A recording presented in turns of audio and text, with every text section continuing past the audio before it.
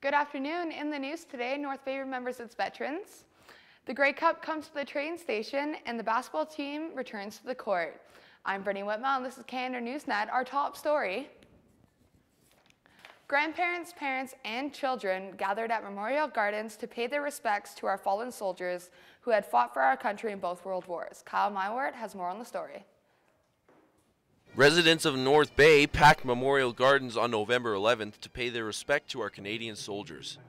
Veterans, family members, politicians, and simply thankful citizens all stood in silence at 11 o'clock to show their gratitude for those who gave so much for our country. Paul Reason went to the service with his kids, and he says it's important to teach them what Remembrance Day is truly about. We don't have military background in our family generational. Others have and put in a lot of work. So my children living out of the country for a few years and now back in Canada 2 years, this is far more important than most so that they can comprehend what it's really about. Featuring a full gun salute, speeches from dignitaries, the reading of Flanders Fields, the presentation of colors, and the laying of wreaths, the ceremony gave those present a small reflection of wars past, as well as an idea of what military life is today for those still fighting. Commanding Officer Raymond O'Neill says it's important that we continue to remember the sacrifice made and be appreciative of it to prevent tragedies like this from occurring again. It's up to today's kids to start learning today the history from past. It's very important because without our history, we lose our sight where we're going to be in the future. For now, the remembrance wreaths are being packed up and boxed away until next year, but no one will forget what they represent and the ultimate sacrifice made by our veterans. For Canadore Newsnet, I'm Mywaart. Earlier this week, the Grey Cup came to the city and people got a chance to have their picture taken along with seeing other CFL memorabilia. Andrew Hockridge tells us that the cross-country train tour brought out the sports fan in all of us. It was a rainy and soggy day as the train pulled into the station, but it didn't stop local football fans from visiting the CFL exhibit on Monday. Hundreds lined up as they waited to view a special exhibit dedicated to CFL fans of all generations. Once aboard, people were able to look at historic jerseys, famous Grey Cup rings worn by the champs, as well as having their picture taken with the most prized possession, the Grey Cup. As for one fan, the train stop was an opportunity to relive Canadian football's history. Well, it's 100 years, it's all Canadian. Used to be a bit in the States, but now we're all Canadian. It's just memorable to see 100 years of the way the game started and the way the game's finishing and the way it is today. Mayor Al MacDonald was on hand, and he says even if you weren't a fan of football, it was an exciting attraction to help put North Bay on the northern map. I think it's one of those things where, there's a lot of things happening in our city, a lot of great things happening. The fact that the CFL thought that North Bay was a great spot to bring this train and display all the paraphernalia, the dressing rooms and the Grey Cup. So I think it sends a clear message that the city of North Bay, one, is sports orientated, it's a healthy lifestyle community, but the fact that everybody came out, is kind of warming of the heart for sure. The tour will visit more than 100 communities across the country before delivering the prize trophy to Toronto for the Grey Cup game. For Canadore Newsnet, I'm Andrew Hockridge. Mandy Richard is outside with an update on the local weather forecast. Let's go outside to see what the weather is like. Outside today, and it doesn't look like it's going to let up. Let's look at today's short-range forecast. Tonight will be cloudy with some clear breaks with a low of -1. Tomorrow, partly cloudy with a high of 4 and low -1 with 30% of precipitation. Let's hope for some sunshine later on this week. Back to you, Brittney.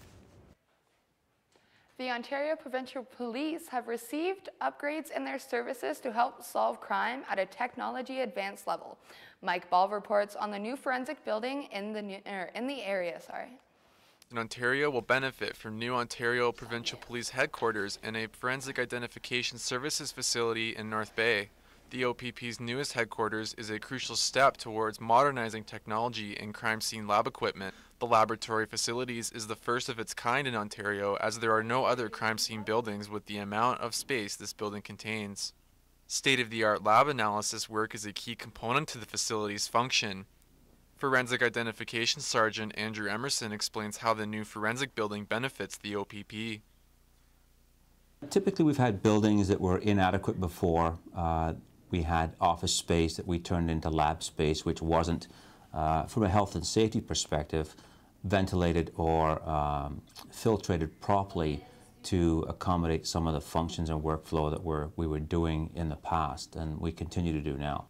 The Forensic Identification Services building is equipped with massive garage space and multiple labs to solve crimes within the districts of Parry Sound, Nipissing, Sudbury, and Temiskaming. There are 14 other forensic units in Ontario, some of which will be receiving upgrades, just as the one in the Blue Sky region.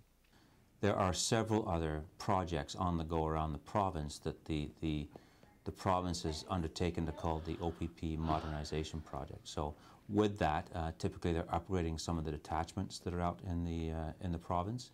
The value of this building is a priceless asset to the district. It is a symbol of protection that shows how efforts are being made to stop crime. The OPP's Forensic Identification Services provides tools and technologies which are required to solve the most heinous crimes. For Canadore Newsnet, I'm Mike Ball. Movember is in full swing. The cameras took to the hallways to ask the male students how they feel about their mustaches. So like the little bits and pieces grow over my lip a little bit. You can make it nice and dirty. The weather's getting a little bit colder at this time of the year, and it's really keeping my upper lip area real nice and dry. And this thick coat of 100% genuine brown coarse hair is truly doing what it's meant to do, making me more manly. It's coming in thick and strong, and loving it. Feel manlier, like I can go into the forest and refuge and live off the land, be my own. Maybe have a wolf friend. Maybe his name's Choo Choo. Maybe we live in the bush for a really long time and make fires and become a family. Coming up next, Mandy Richard takes a look at the local weather forecast and answers a question: will we have snow?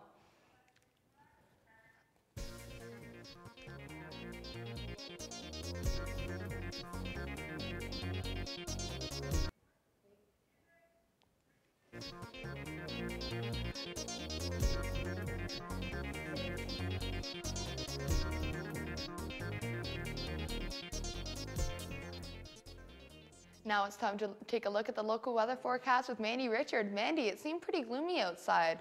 Is there any chance that we're going to get some snow? No, Brittney, there will be no chance of snow this week. Let's take a look at our Canada-wide map. So in Vancouver, there will be an overcast of 9. In Edmonton, there will be an overcast as well with +2 degrees. In Regina, there will be a few clouds with some cold weather of -11 degrees. Heading into Toronto, there's also a few clouds with 6 degrees. St. John's, there will be an overcast +16. And into Halifax, there is some light rain with 6 degrees. Now let's take a look at our Northern Ontario map.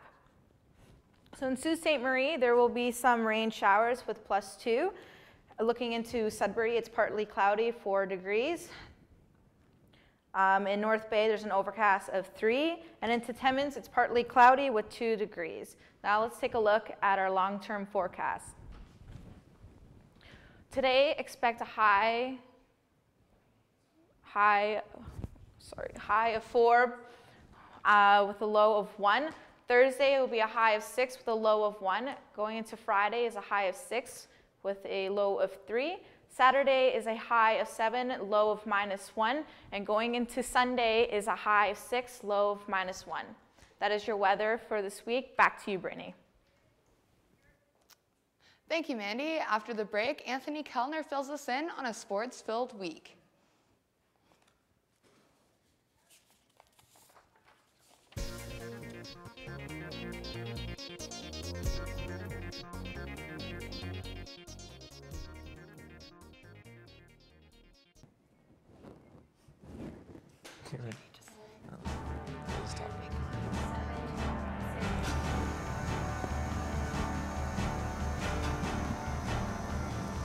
Welcome back. With me is our sports anchor, Anthony Kellner.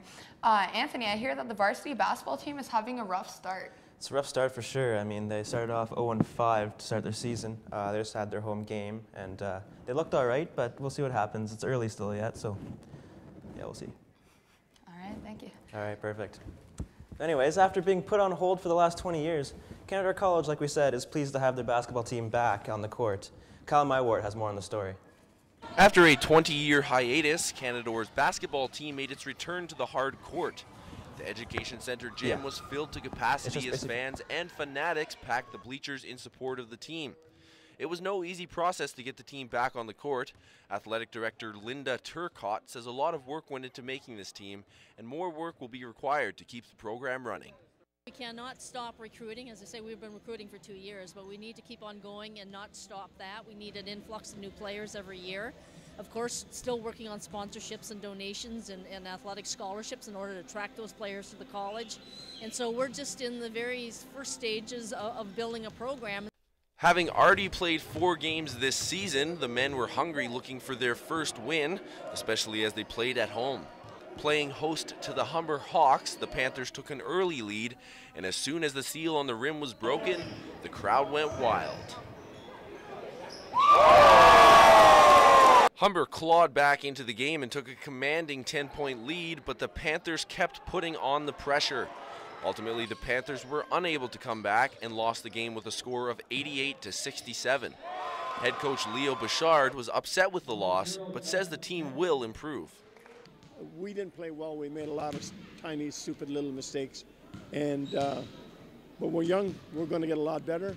We're not going to be 0-20. I can tell you that. We played 30 minutes with these guys. And these guys are perennial juggernauts in the CCAA. All in all, Bouchard felt the game was a good experience for his players, and he was happy to see the overwhelming support shown by North Bay. This is a rebirth of basketball, okay, at the college level. This is North Bay's team. You saw that support today. It was just awesome. My guys are in the dressing room. We're in the dressing room talking about it after the game and everything. It's great. I'm so pleased that it's back. The Canadore Panthers men's varsity team will return to the court looking for their first win of the season when they host the Redeemer Royals on November the 17th. For Canadore Newsnet, I'm Kyle Mywaart. A large contingent of North Bay OHL fans are making their way to Sudbury this evening. There are a couple of buses heading to the Wolves Battalion matchup. Meantime, the ticket drive is almost home. Well over 1,900 season tickets have been sold this morning to bring the Brampton Battalion back to North Bay. Actually, as of moments ago, we here at Newsnet can confirm that last 36 tickets have been sold to reach the 2,000 season ticket goal. So welcome back, battalions, for next year. We'll be sending back our own Kyle Mywaart to head to the game tonight to get the full scoop for tomorrow. Now, North Bay welcomed the Abitibi Eskimos to town last night after a tough overtime loss in the last game. The Trappers were looking for a W on their Remembrance Day, and it definitely was a day to remember for forward Brandon Janke. Let's take a look at the highlights. First period, 1-0 Eskies when Sam Blanchette makes a perfect cross crease pass to Janke to make it 1-1. We'll fast forward to the second, 3-1 Trappers when Andrew Martin's shot stopped by Etienne Roy, but Janke puts in the greasy rebound for second, and that's 4-1 Trappers now. Eskies respond, though, a couple minutes later. Weird play off the boards. Blanchette gets a great chance rebound out of Corey Dumbleman, who banks a perfect pass to Richard Therrien, who beats Trappers goalie Dustin Hummel to make it 4-2. 20 seconds later, Hummel makes a stop, rebound right to Therrien again, and all of a sudden we have a 1-goal hockey game. We'll head into the third period now. Janke gets a pass out front. He dekes Roy for his hat trick goal, and Trappers win 5-3.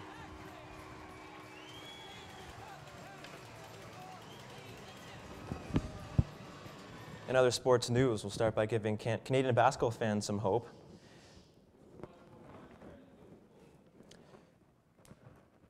Toronto Raptors called on the basketball gods and somehow managed to pull off their second win of the season.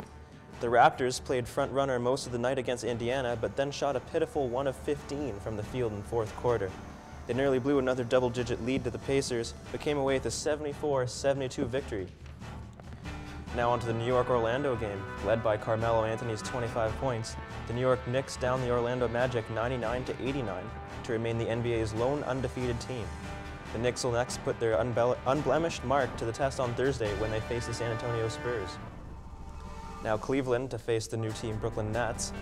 Darren Williams had 26 points and 10 assists, and the Brooklyn Nets used a big second quarter to recover a 114-101 win over the Cleveland Cavaliers at the brand new Barclays Center. Now San Antonio versus LA Lakers. San Antonio Spurs gave Bernie Bickerstaff his first loss as the Lakers' interim head coach as Danny Green drained a go-ahead three-pointer with 9.3 seconds remaining to win a tight 84-82 decision over the stacked Los Angeles Lakers at Staples Center.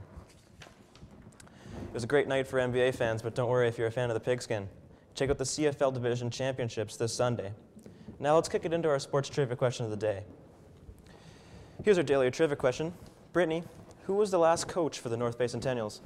I believe it was Greg Bignall. It's a nice try, Britt, but that's actually quite wrong. The right answer is Mike Kelly. Bignall was actually the coach before. Well, thank you, Anthony. Coming up after the break, we talk with Zumba instructor Kelsey Richard. Zumba instructor? Yeah, Zumba. Well done.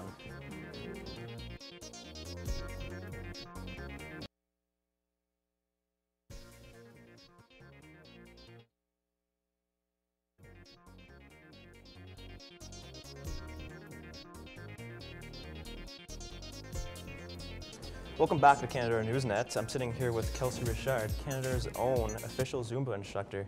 Welcome, Kels.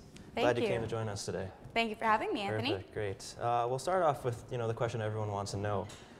Explain to us what exactly Zumba is. So Zumba is a Latin-inspired fitness dance class. So it involves high-impact cardio, the entire class. So you're moving, you're moving, you're moving. You can burn between 800 to 1,000 calories in a full hour Zumba class. So that goes to show how much movement you're doing and how much exercise the course really is. All right, perfect. Well, what made you want to become a Zumba instructor? My mom's best friend actually taught Zumba back home. I went to one of her classes, absolutely loved it, so I decided to go to Good Life, get a Good Life membership, and I did Zumba there. Now, also, I started, getting close to the front row, and then all of a sudden one day the instructor asked me if I'd like to teach, if I could get my certification, and then they would hire me on to Good Life. I did that and then decided to wait a little bit because I wasn't ready to do it. But yeah, I just loved it, and that's pretty much how it got started. Now, do you have any dance background prior to Zumba? I do. I danced for 9 years before I taught Zumba. I did 6 years of competitive dancing. And in high school, I decided, you know what, I have a lot more priorities than dance, and I decided to quit dancing. And then when I started college, I started doing this. So. Perfect. Some key tasks for a Zumba instructor to prepare. What are they? Well, being a Zumba instructor, you have to be a Zin membership. So you pay $30 a month in order to get DVDs and CDs sent to you by mail.